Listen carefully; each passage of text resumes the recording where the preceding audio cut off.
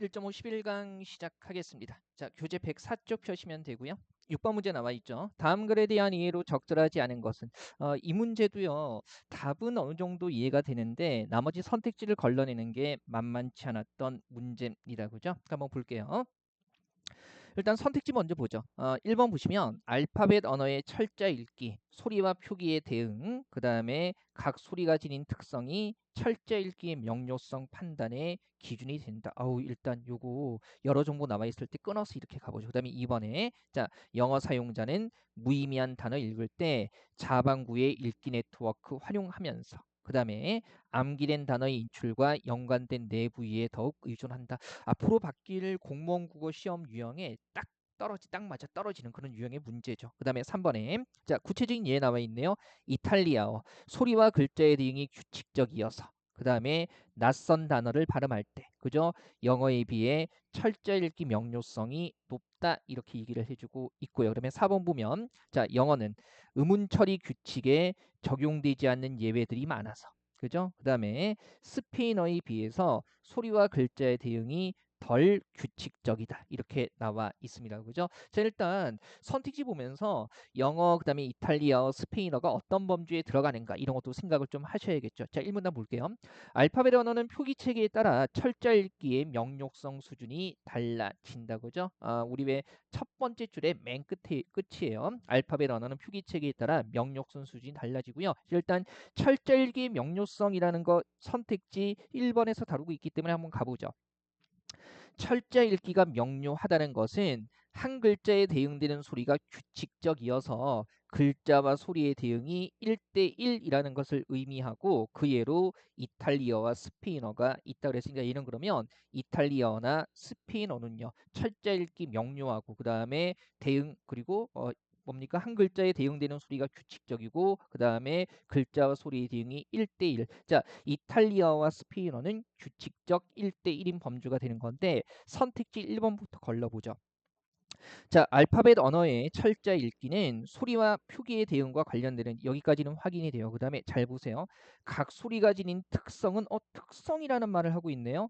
철자 읽기의 명료성을 판단하는 기준이 된다. 근데 여기서는요. 보세요.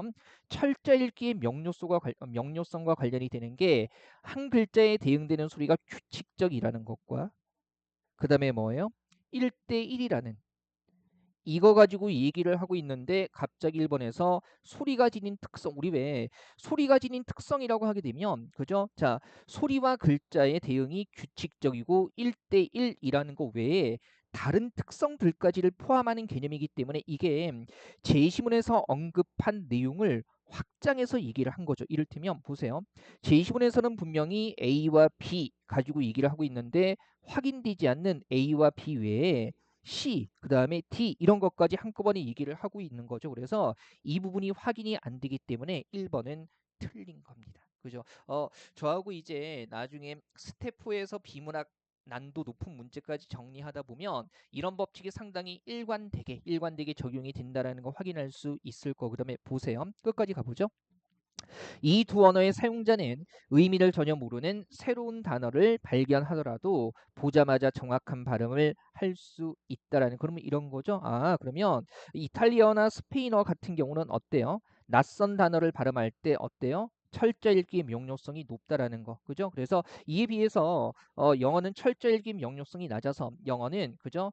발음이 아예 나지 않은 무음 같은 예외도 많고 대응하는 소리도 매우 다양하다라는 겁니다. 그러면 여기에서 3번 정보도 바로 확인이 되겠네요. 그죠? 3번 보세요. 이탈리아어는 소리와 글자의 대응이 규칙적이어서 철자 읽기가 명료한 거니까 1대1 규칙적이고요. 그 다음에 낯선 단어 발음할 때 영어에 비해서 철자 읽기의 명료성이 높다. 나와 있잖아요. 그죠? 의미를 전혀 모르는 새로운 단어, 낯선 단어를 발견하더라도 뭡니까? 정확한 발음을 할 수가 있다라는 거. 그래서 이거 철자 읽기의 명료성이 높다라고 얘기할 수 있다는 거죠. 그죠? 그리고 영어는 반대고요. 일단 3번 확인이 돼요. 3번 확인이 되고요. 그다음에 4번도 바로 가보죠. 영어는 의문 처리 규칙에 적용되지 않는 예외들이 많아서 스페인어에 비해서 소리와 글자의 대응이 덜 규칙적이다. 영어는 스페인어 아니면 이탈리아어와 반대된다고 얘기하고 있으니까 그죠? 소리와 글자의 대응이 덜 규칙적이고 명료성이 상대적으로 낮다라는 거 4번도 맞아요. 자, 요거 4번 가지고 고민하시는 분들 조금 계셨을 텐데요. 잠시 후에 다룰 거예요. 자, 그다음에 한번 가보죠. 2번 끝까지 확인해야 되죠. 두 번째 문단 보시면 한편 알파벳 언어를 읽을 때 사용하는 뇌의 부위는 유사하지만 뇌의 부위에 의존하는 방식에는 차이가 있다. 자, 영어와 이탈리아어를 읽는 사람은 동일하게 자, 명료성이 낮은 것과 그 다음에 높은 건데요. 그죠? 규칙적이고 1대1인 거, 불규칙적인 거죠. 자, 읽는 사람은 동일하게 자방구의 읽기 네트워크를 사용한다 그러면 자방구의 읽기 네트워크라는 것은요. 영어와 이탈리아 둘 다 공통되는 거네요. 하지만 무의미한 단어를 읽을 때 영어 읽는 사람은 암기된 단어의 인출과 관련된 내부위에 더 의존하고요. 반면에 이탈리아어를 읽는 사람은 의문 처리에 연관된 내부위에 더 의존한대요. 그러면 선택 지번 보니까 영어 사용자 이렇게 할 수 있죠. 무의미한 단어 읽을 때 좌방구 맞아요. 영어 사용자도 좌방구 그다음에 암기된 단어에 인출해 가지고요. 확인이 쉽게 됩니다. 그죠? 그래서 다 한번 보시면 되고요. 그다음에 끝까지 한번 가보죠. 영어를 읽는 사람은 암기해둔 수많은 예외들을 떠올린다라는 거. 그래서 예외가 많다라는 것은 어때요? 덜 규칙적이라는 얘기가 되는 거고 이제 이런 거예요. 차분히 생각해 보면 1번이 적절하지 않다라는 거 보이는데 왜 4번의 함정에 빠지냐면 한번 보세요. 일단 영어의 예외가 많다. 그 다음에 덜 규칙적이다. 확인하면 되는 건데 이거를 이렇게 쓸데없이 꼬아서 생각하는 거죠. 보세요. 1문단에. 자, 철자 읽기가 명료하다는 것은 한 글자에 대응되는 소리가 규칙적이어서 글자와 소리의 대응이 거의 1대1이라는 것을 의미한다. 그래서 이런 거죠. 지금 그러면 규칙적이어서 1대1이니까 덜 규칙적이면 1대1이 아니다. 이렇게 얘기할 수 있는 건가? 이거는 지금 규칙적이어서 1대1이라는 거니까 이거 1대1이 아니면 덜 규칙적이라고 얘기할 수 없는 거 아닌가 해가지고요. 이런 거죠. 이게 뭐냐 하면 인과관계에서 원인이 먼저고 결과가 나중이다 이런 생각들을 하시면서 이제 머릿속에서 꼬이게 되는 거예요. 규칙적이어서 1대1이니까 그죠? 규칙적이어서 1대1이니까 이걸 뒤집어서 그죠? 예외들이 많아서 덜 규칙적이라고 얘기할 수 있는 건 아니지 않은가 이런 생각하는 건데 우리 왜 자, 지금 이게 그렇게 복잡하게 접근할 부분이 아니거든요. 한번 쉽게 가보자고요. 이 뭐라고 있어요? 규칙적이어서 1대1이다. 그죠? 일단 영어의 특성은 아닌 거예요. 자, 규칙적이어서 1대1이다. 그러면 어떻게 되는 거예요? 우리 뭐 활용할 수 있는 거죠? 뭐 활용할 수 있어요? 그죠? 대우. 그럼 보세요. 대우로 활용하면 어떻게 돼요? 되게 쉬워요. 1대1이 아니어서 뭡니까? 뭡니까? 규칙적이지 않다. 덜 규칙적이라는 거죠. 그리고 1대1이 아니라는 것 자체가 뭐가 많은 거예요? 예외가 많은 거 아니겠습니까? 예외가 많으니까 하나에 하나로 대응되지 않는 거죠. 그러면 이 자리를 뭐로 바꿀 수 있어요? 예외가 많다로. 그러면 바꿔보면 예외가 많아서 뭡니까? 덜 규칙적이다 해서 4번도 맞아떨어지는 거죠. 그죠? 자, 영어에 예외가 많다라는 건 일단 1문단, 2문단에서 확인이 되고요. 예외가 많다라는 것 자체가 뭡니까? 글자와 소리의 대응이 1대1이 아니라는 거죠. 그래서 이걸 같은 개념으로 놓을 수 있어야 되고요. 자, 여기 나와 있는 건 규칙적이어서 1대1이다. 이렇게 나와 있고 그러면 대우로 바꾸면 1대1이 아니어서 덜 규칙적이다. 1대1이 아니라는 것 자체가 뭐가 많다? 예외가 많다. 그래서 예외가 많아서 덜 규칙적이다로 아주 단순하게 끝날 수 있는 부분이죠. 21년 당시에 이거 뭐 복수 정답이니 아니니 뭐 이렇게 하면서 아니네 하면서 이 나름대로 이제 가답안 나오고 나서 답안 확정되기 전에 말들이 좀 있었던 문제지만 사실은 그런 논의 자체가 불필요한 문제기도 하죠. 뭐 21년도에도 제가 상당히 명쾌하게 설명드렸었고요. 그죠? 왜요? 너무 자신 있게 말씀드려서 재수 없어 보여요? 아니 논란이 될 만한 걸 가지고 논란거리로 삼아야 뭐가 말이 되죠. 자, 그다음에 7번 문제 가겠습니다. 106쪽에 7번 문제 보시면 다음 글에 대한 이해로 가장 적절한 것 이렇게 나와 있고요. 적절한 거 이렇게 나와 있고요. 한번 보죠. 1번에 자유지상주의자들 어딘가에 나와 있겠죠. 제약으로부터의 자유를 최대한 확보할 때 정의로운 사회가 된대요. 그 다음에 2번에 보니까 A국 시민들이라고 해서 제시문 자체 나와 있는 사례 얘기하고 있네요. 자, A국 시민들 다양한 법률이나 제도를 통해 국가로부터 거주지 이전에 관한 프리덤을 보장받고 있대요. 뭔지 봐야겠죠. 그 다음에 3번에 리버티에 대한 제한은 직접적인 물리적 힘보다 피해를 주겠다는 위협을 통해 이루어진다. 우리 왜 소재와 소재의 어떤 정도를 얘기하는 거 있잖아요. 지금 여기서는요. 물리적 힘보다 뭡니까? 위협을 통해 이루어진대요. 그러면 정말 더 한쪽에 더 가중치가 있는가 끝까지 확인을 하셔야 되고요. 그 다음에 4번에 개인의 행동에 정부 허가가 필요하다면 그죠? 강제로부터의 자유가 제한되는 것이다 라고 나와 있습니다. 그죠? 한번 가볼게요. 그러면 우리 왜 1문단에서요. 프리덤과 리버티 얘기를 하고 있는데요. 넷째 줄부터 한번 보죠. 1문단의 넷째 줄. 자, 프리덤이 여기에요. 강제를 비롯한 모든 제약의 부재예요. 그러면 프리덤이라는 것은 강제 포함해서 아니 모든 제약 그랬으니까 이미 강제가 포함되는 거 아니겠어요? 그래서 모든 제약의 부재, 제약이 전혀 그죠? 존재하지 않는 거죠. 그다음에 리버티는 뭡니까? 강제의 부재 이렇게 얘기하고 있고 그다음에 일반적으로 강제 이거 뭐하고 연결되는 거예요? 리버티와 연결되는 거죠. 여기 나와 있잖아요. 그죠? 그래서 강제는 물리적 힘을 직접적으로 행사하거나 피해를 주겠다고 위협하는 형태로 드러난다. 물리적 힘, 위협 이렇게 나와 있네. 보세요. 리버티는 강제의 부재인데 그러면 강제가 있다는 것은 리버티가 제약이 된다는 거죠. 3번하고 연결이 되고요. 그래서 지금 강제가 물리적 힘이나 위협 그랬지 이게 물리적 힘보다 위협을 통해 이루어진다는 비교 언급은 없습니다. 그래서 3번은 뭐예요? 틀린 거예요. 그죠? 적절하지 않은 거고요. 걸러낼 수 있죠.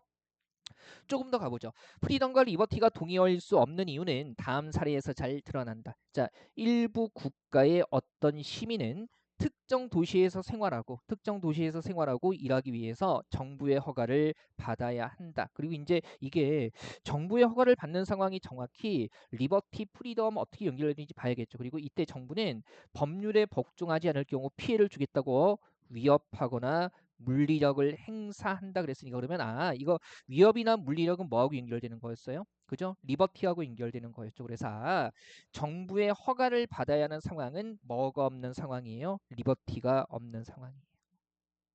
그죠? 강제로부터의 자유가 없는 상황이라고 볼 수가 있겠죠. 그래서 우리 왜 4번 한번 보면 이거는 확인이 되는 거죠. 개인의 행동에 대해서 정부 허가가 필요하다면 그리고 정부 허가 받지 않으면 위협이나 물리력 행사한다 그랬으니까 얘는 뭐하고 연결되는 거예요? 강제. 그죠? 리버티하고 연결되는 거죠. 그래서 정부 허가가 필요하다면 강제로부터의 자유가 제한되는 것이라고 볼 수 있는 겁니다. 4번 명확하게 확인이 되고요. 끝까지 한번 가보죠. 이와 달리 A국 시민은 이라고 해가 지고요. 그죠? 그러면 A국 시민의 사례는 지금 선택지 2번과 연결이 되네요. 거주지 이전에 허가가 필요 없어서 국가로부터 어떠한 물리적 저지나 위협을 받지 않는다 그러면 A국 시민 같은 경우는 그죠? 물리적 저지나 위협을 받지 않는다 그랬으니까 뭐는 있는 거예요? 강제로부터의 자유, 리버티는 있는 건데 그렇다고 해서 A국 시민이 원하는 곳에 실제로 이사갈 수 있는 것은 아니다. 일부 시민은 이사갈 수 있을 만큼의 돈이 없거나 이사가려는 곳에서 원하는 직업을 찾지 못할 수도 있다. 그러면 다른 제약이 있는 거네요. 그래서 결과적으로 이런 경우는 그들이 원하는 바를 충분히 실현할 자유가 제한되는 것이다. 강제는 없지만 즉 리버티는 보장받지만 뭐가 없는 거예요? 다른 제약이 존재하기 때문에 프리덤은 없는 겁니다. 그죠? 프리덤은 분명히 1문단에서 모든 제약의 전적인 부재라고 했는데 지금 여기에서는요. 말 그대로 뭡니까? 돈이나 아니면 직업의 제약을 받고 있기 때문에 선택지 2번에 A국 시민들은 다양한 법률이나 제도를 통해 국가로부터 거주 이전에 관한 프리덤을 보장받고 있다고 얘기할 수 없는 겁니다. 그래서 2번도 뭡니까? 틀린 거예요. 그다음에 아직 확인 안 된 게 선택지 1번이죠. 자유지상주의자들은요. 맨 마지막 문단에 나와 있어요. 자, 자유지상주의자들이 자유를 극대화해야 한다고 말할 때 이들이 두 가지 자유를 모두 극대화해야 한다고 주장하는 것은 아니다. 자유지상주의자들은 강제를 극소화하는 거. 강제는 뭐하고요? 리버티와 연결되는 거죠. 그죠? 그래서 강제를 극소화한다라는 것은 강제로부터의 뭡니까? 제약을 없애는 거니까 어떻게 되는 거예요? 그죠? 강제 부재라는 거. 그죠? 제약으로부터의 자유를 최대한 확보하는 것이 아니라 강제로부터의 자유를 강제를 극소화한다라는 것은 이게 작아지는 거니까 강제로부터의 자유를 최대한 확보하는 거 아니겠습니까? 그래서 1번에 제약으로부터의 자유가 아니라 그죠? 제약이 아니라 강제를 극소화하는 거. 그죠? 강제로부터의 자유를 최대한 확보할 때 뭐예요? 정의로운 사회가 된다고 주장하는 겁니다. 그죠? 그래서 지금 일단 자유지상주의자들 같은 경우에 강제를 극소화하는 거 얘기를 하고 있기 때문에요. 그죠? 일단은 1번도 틀린 설명이 되는 겁니다. 어렵지는 않죠. 그리고 1문단에서 자유지상주의자에게 있어서 사회는 개인의 자유가 극대화할 때 정의롭고요. 그 다음에 어떻게 되고 있어요? 이렇게 되기 위해서는 강제를 극소화하는 거, 강제로부터의 자유가 최대한 확보되어야 한다라는 거 얘기하고 있는 거죠. 그죠? 자, 요거 선택지 2번을 가장 오답으로 많이 택했는데요. 프리덤이라는 것은 그 어떤 제약도 존재하지 않는 것이기 때문에 2번은 적절한 추론이라고 볼 수 없는 겁니다. 그죠? 그리고 이제 4번에 정부 허가가 그죠? 위협이나 물리력과 연결된다는 점에서 강제로부터의 자유 즉 리버티와 관련이 된다라는 거 제시문에서 끌어낼 수 있어야 하죠. 네, 8번 한번 가볼게요. 108쪽입니다. 주장과 가장 가까운 것은 이렇게 얘기하고 있고요. 일단 1번부터 따져보죠. 시장 친화적 사고는 비도덕적. 그 다음에 사회적 행위, 올바른 규범이 전제되어야 하기 때문에 시장의 가치에 맡기는 것에 대해 고민할 필요가 있다. 그죠? 시장의 가치에 막 맡겨서는 안 된다는 얘기겠네요. 그 다음에 전통적인 삶의 영역으로 시장 친화적 사고가 침투하는 이유가 국가가 공리를 추구하기 때문이다. 그 다음에 4번에 자 여러 가지 사례 나와 있네요. 군복무나 출산, 가르침과 배움 등은 시장과 시장 친화적 원리가 적용되기에 적합한 것이다. 일단 한번 가보죠. 우리 일문단 한번 보시면 우리 시대의 가장 두드러진 성향 하나는 시장과 시장 친화적 사고가 시장과는 거리가 먼 기준의 지배를 받던 전통적인 삶의 영역까지 파고든다는 점이다 해가지고요. 일단 시장 친화적 사고가 전통적인 삶의 영역까지 파고든다는 얘기 선택지 3번과 관련되기는 하는데 이유는 아직 확인 안 됐어요. 이를테면 국가가 병역이나 죄수 신문을 민간 도급업체나 별도 인력을 고용해 맡길 때 부모가 개발도상국가 사람들에게 돈을 주고 임신과 출산을 의뢰할 때 이런 것들이 바로 이제 전통적인 삶의 영역 아니겠습니까?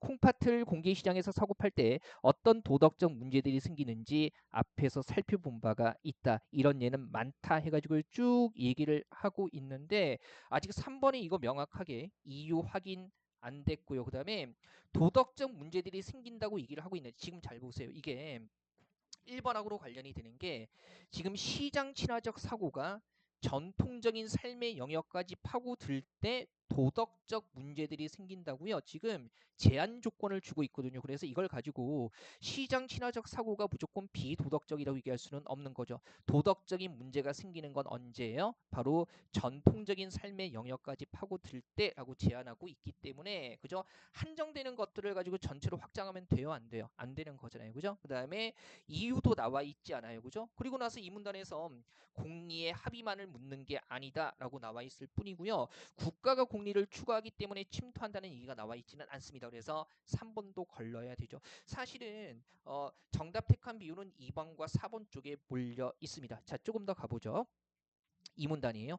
그것은 군복무 출산 가르침과 배움 범죄자 처벌 등을 받아들이는 일 같은 중요한 사회적 행위의 가치를 측정하는 올바른 방법에 관한 물음이기도 하다라고 해가지고 그러면 여기서 얘기하고 있는 군복무 출산 가르침과 배움이 4번에서 언급되고 있고요. 그죠? 그 다음에 이런 것들 일종의 사회적 행위라고 얘기를 하고 있는데 사회적 행위를 시장에 맡기면 그러니까 이런 군복무 출산 가르침과 배움이죠. 시장에 맡기면 그 행위를 규정하는 규범이 타락하거나 질이 떨어질 수 있기 때문에 그럼 뭐라고 하고 있어요? 지금 사회적 행위를 그죠? 시장 친화적 가치에 맡기면 뭡니까? 규범이 타락하거나 질이 떨어진다라고 얘기를 하고 있기 때문에 그러면 4번처럼 적합하다고 얘기할 수는 없겠죠. 타락하거나 질이 떨어진다고 얘기하고 있으니까 그래서 4번 적절하지 않고요.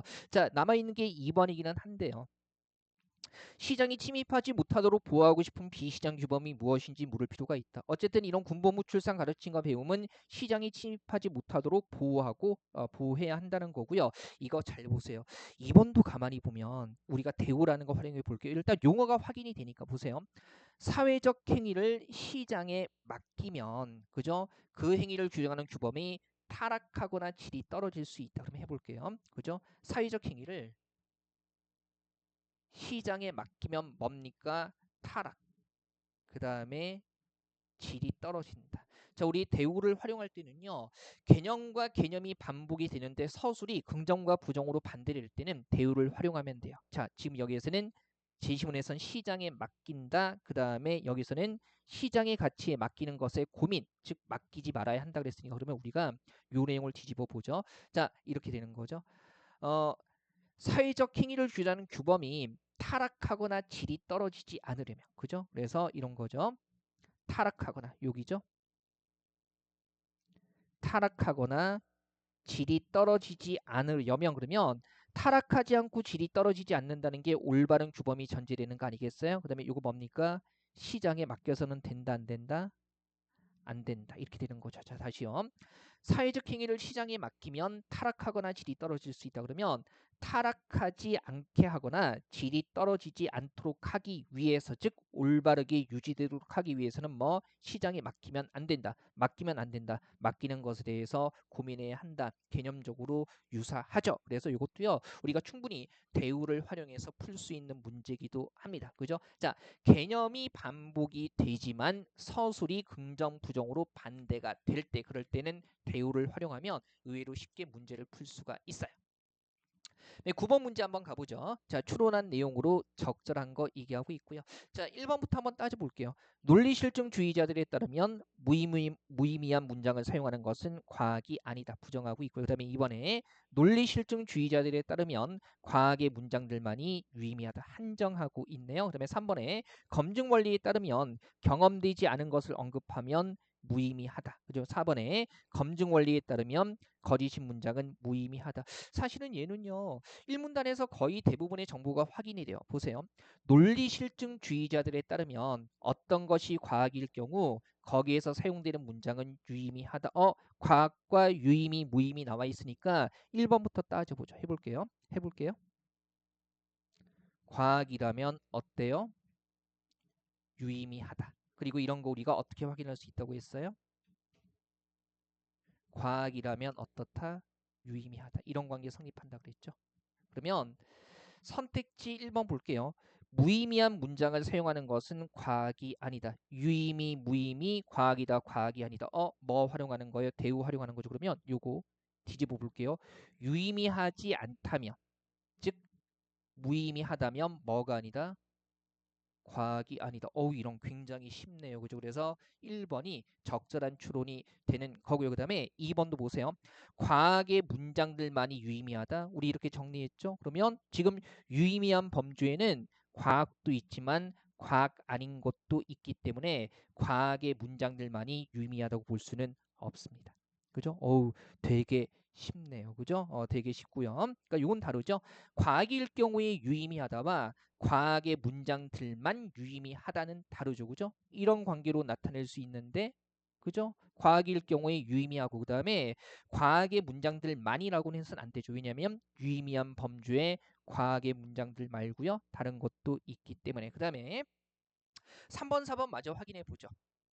가나 얘기하고 있고요. 자, 위 두 문장 중 경험을 통해 검증할 수 있는 것은 무엇인가? 비록 현실적으로 큰 비용이 들기는 하지만 가는 분명히 경험을 통해 진위를 밝힐 수 있다. 어떤 거? 가 같은 거. 그죠? 이런 거죠. 그러면 아직까지 경험하진 않았지만은 그죠? 가의 진위를 확정하기 위해서 무엇을 경험해야 하는지 알고 있고 그래서 경험해야 하는지 알고 있다면 논리 실증주의자들은 검증할 수 있고 뭐 할 수 있는 거예요? 유의미한 문장이라고 판단하게 되는 거죠. 그죠? 그리고 지금 보면 검증 원리는 경험을 통해 참이나 거짓을 검증할 수 있다는 얘기도 나와 있어요. 그럼 보세요. 4번에 거짓인 문장은 무의미하다가 아니죠. 그죠? 뭡니까? 참 거짓을 검증할 수 있다면 유의미하다. 그러면 거짓이라고 검증이 된다면 유의미한 거니까 4번도 안 되는 거고요. 그다음에 여기 한번 보면 아직 경험하지 않았더라도 그죠?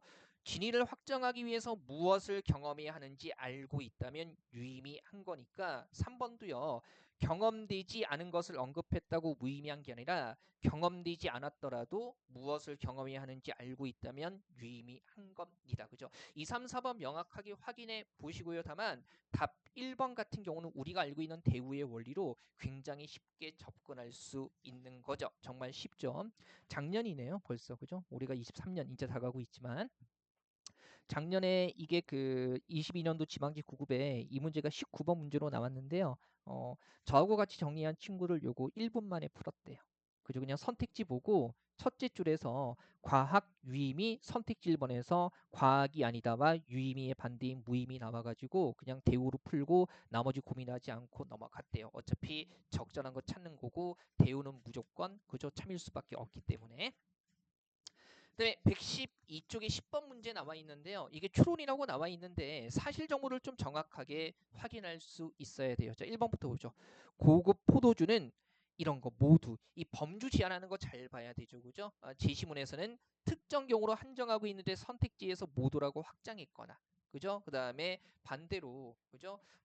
제시문에서는 모두라고 얘기하고 있는데 선택지에서 특정 경우로 한정하고 있거나 이건 적절한 추론이 아니죠. 모두 덥지도 춥지도 않은 곳에서 재배된 포도로 만들어지고요. 그다음에 이번에 루아르강 하구 크림반도와 조지아를 잇는 선이 이탈리아보다 남쪽에 있대요. 그다음에 3번에 유럽에서 일상적으로 마시는 식사용 포도주, 저렴한 포도주거나 고급 포도주에 물 섞은 거고요. 그다음에 4번에 병에 담겨 코르크마개를 끼운 고급 백포도주, 보관기계나 비례해서 품질이 개선되지는 않을 거라고 나와 있네요. 자, 제시문 호흡이 길어서 좀 힘들었던 문제였을 거예요. 일단 가보죠. 1문단에 5번째 줄 보시면 일상적으로 마시는 식사용 포도주 얘기 나와 있네요. 그죠? 그래서 요거 선택지 3번하고 바로 연결이 되죠. 그죠? 저렴한 포도주고 술 약하면 물 섞어서 마시기도 한다. 이건 뭐 되게 쉽게 확인이 되고요. 그죠? 그다음에 이 문단의 셋째 줄 한번 보죠. 자연 상태에서는 포도가 자라는 북방 한계가 그러면 북방 한계, 북쪽의 한계죠. 이탈리아 정도에서 멈춰 있지만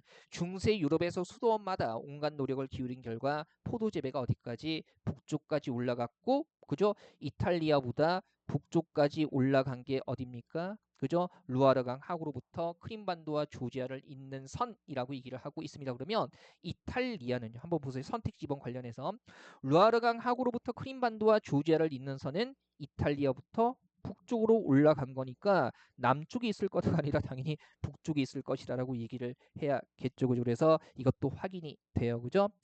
2번 같은 경우에 이것도 틀렸다는 게 확인이 되는 거죠. 걸러내시고요. 자, 한번 보세요.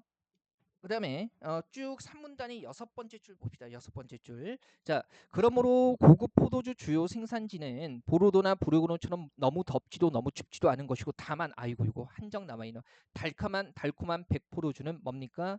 뜨거운 여름 날씨가 지속하는 곳에서 명품이 안 들어진다 그랬으니까 1번에서 모두라는 게 틀린 거죠. 그죠? 달콤한 백포도주는 너무 덥지도 춥지도 않은 곳이 아니라 뜨거운 여름 날씨가 지속되는 거. 그래서 1번, 2번, 3번이 틀렸다는 게 확인이 되는 거예요. 모두 다 틀린 겁니다. 그죠? 1번도 당연히 저렴한 포도주에 물 섞은 거니까 고급 포도주에 물 섞었다 이런 게 틀린 거죠. 확인이 돼요. 틀렸다는 게 확인이 되는 거고요. 그 다음에 4문단에 우리 5번째 줄부터 한번 볼게요. 4문단의 5번째 줄 여기. 자, 대부분의 백포도주군 중급이야 적포도주는 시간이 지날수록 오히려 품질이 떨어지고 시간이 흐를수록 품질이 개선되는 것은 일부 고급 적포도주에 한정되어 있고요. 그 다음에 병에 담아 코르크 마개를 끼워 보관한 이후에 그러면 이런 거죠. 병에 담아 코르크 마개를 끼워 보관한 일부 고급 적포도주만 뭡니까? 시간이 흐를수록 품질이 개선돼요. 이것 빼고는 다 안 되는 거죠. 그래서 백포도주 같은 경우에 이 범주에 당연히 들어가지 않으니까 품질이 개선되지 않을 거라는 건 맞는 추론이 되는 거죠. 정답은 4번이 되는 겁니다. 이게 당시에 출제가 됐을 때요. 맨 마지막 문제로 출제가 됐었거든요. 그래서 아마 글 길어서 정답률이 좀 떨어지지 않았나. 그러니까 제한된 시간 안에서 긴 지문을 보다 보니까 정답률이 좀 떨어졌던 것 같은데 적어도요. 가장 많이 택한 오답이 1번이거든요. 모두라고 했을 때 그죠? 예외가 있는지 없는지 꼭 확인을 하셔야 되고요. 3문단에서 다만이라고 예외를 다루면서 백포도주는 뜨거운 여름 날씨가 지속하는 곳에서 만들어진다 그랬으니까 모두라는 진수는 틀릴 수밖에 수밖에 없는 겁니다. 그죠? 자, 이거 범주 가지고 장난치는 것은요. 추론 문제에서 굉장히 많이 반복하는 거기 때문에 명확하게 확인해 두셔야겠습니다. 이 추론 문제는 조금 생각을 해야 되는 문제고요. 시간도 좀 걸리죠. 자, 이렇게 해가지고요. 출제 유형 5에 내용 추론은 마무리하고요. 우리 한 강 더 할 거예요. 그죠? 출제용 6의 내용 적용 부분은요. 12강에서 조금 더 다루겠습니다.